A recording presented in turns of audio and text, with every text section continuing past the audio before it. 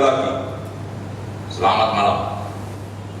Ya Tuhan, aku tidak percaya bahwa ternyata selama ini ayah diam-diam telah berhutang sekian ribu gulden. Ternyata ayah selama ini tidak menceritakan kesusahannya kepada kita.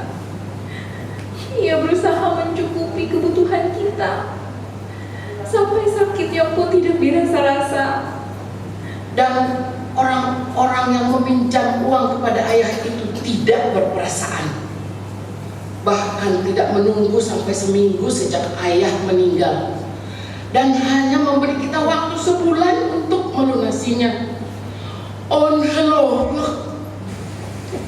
Keadaan ini memang sungguh berat untuk kita, tapi kita tidak punya waktu untuk bersedih dan tidak punya tenaga untuk marah. Kita harus memikirkan sesuatu untuk mencari uang, untuk membayar hutang ayah. Aku bisa jadi tukang cuci, tapi sangat lama sebelum terkumpul uang pembayar hutang. Paling hanya bisa cukup untuk biaya hidup kita sehari-hari. Itu pun sangat pas-pasan. Aku sungguh tidak berguna. Aku tidak bisa apa-apa. Beatrix, diamlah, jangan cengeng. Aku pun tidak mau bekerja kasar. Seumur-umur aku tidak pernah mencuci, aku tidak pernah memasak. Sekarang pun aku tidak mau. Aku harus menjaga tanganku tetap halus. Kalau suatu saat nanti ada pria bangsawan yang mau menikahiku. Astaga, Belenina, di saat seperti ini kita tidak punya hak untuk sombong seperti itu.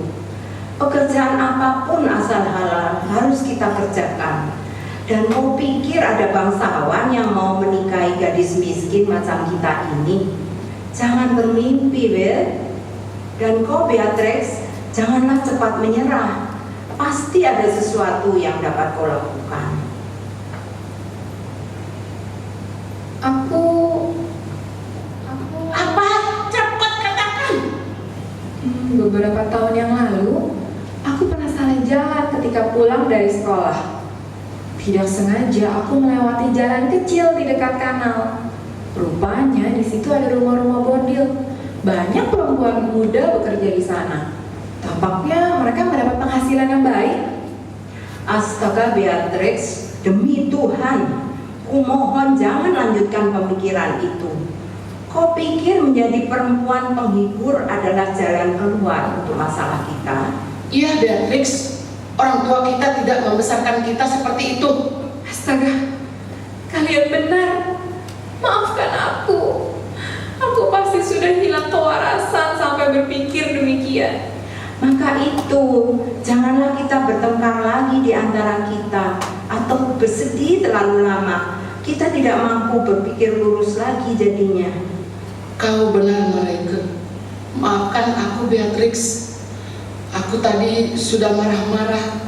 Itu karena aku pun stres dengan keadaan kita.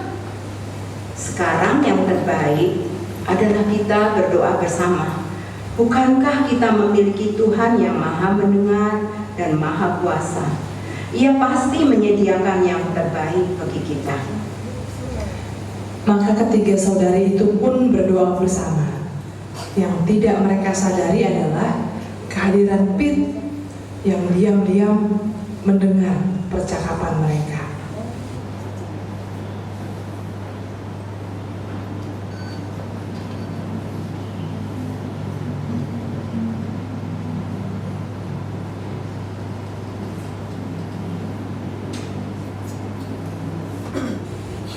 Dengan tergopoh-gopoh, Pit kembali ke rumah Santo Nikolas untuk melaporkan peristiwa yang didengarnya dengan tidak sengaja itu.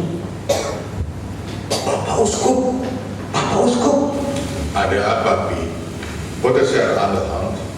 Mengapa kau tampak sangat bersemangat? Bukan begitu bersemangat, Bapak Uskup. Justru sebaliknya. Saya tadi tidak sengaja mencuri dengar. Mencuri dengar, Pit? Apakah itu tindakan yang terpuji? Saya tidak sengaja, Bapak Uskup. Sungguh, saya tidak bohong. Baiklah, aku percaya padamu. Jadi apa yang tidak sengaja kau curi dengar itu? Bapak tahu tidak, ada 3 anak gadis keluarga Seldring yang ayahnya baru saja meninggal itu. Oh, famili Sheldon Ray. Tentu aku kenal mereka. Anak-anak yang malang. Nah, ternyata ayahnya tuh punya hutang. Dan sekarang penagih hutang datang menagih kepada mereka. Oh ya? Iya, Bapak Uskup. Mereka nyaris putus asa. Si bungsu bahkan sempat berpikir untuk menjadi Astaga, semoga mereka tidak gelap mata. Untungnya belum. Maksud saya tidak. Kalau begitu, kita harus melakukan sesuatu untuk membantu mereka. Tapi aku tidak mau mereka tahu bahwa kitalah yang membantu mereka. Mengapa? Bukankah lebih baik kalau orang tahu kebaikan Bapak Uskup? Pit, sahabatku, bukankah dikatakan oleh Alkitab, biarlah tangan kirimu tidak tahu apa yang dilakukan oleh tangan kananmu. Itulah pemberian yang sejati, sehingga kita tidak perlu menuntut balas dari mereka yang kita tolong. Lihatlah dirimu, seandainya kau tidak tahu bahwa aku yang menebus dari Tuan Van Ooyen, tentu kau sudah bebas menjadi apa saja yang kau mau. Tapi sekarang kau merasa berhutang dan menghamba padaku. Aku tidak mau ketika anak gadis itu merasa berhutang budi kepadaku. Itu sama saja dengan mencuri kemuliaan Tuhan. Hanya Tuhan yang boleh dipermuliakan, dan kepadanya kita mengabdi, bukan manusia. Wah, benar ya Bapak Uskup, benar. Saya tidak berpikir sampai situ. Tapi kalau saya tidak merasa terpaksa loh menghamba kepada Bapak Uskup, saya bahagia sekali. Sungguh. Ya, Pit, aku tahu ketulusanmu. Sudahlah, sekarang mari kita pikirkan apa yang bisa kita lakukan.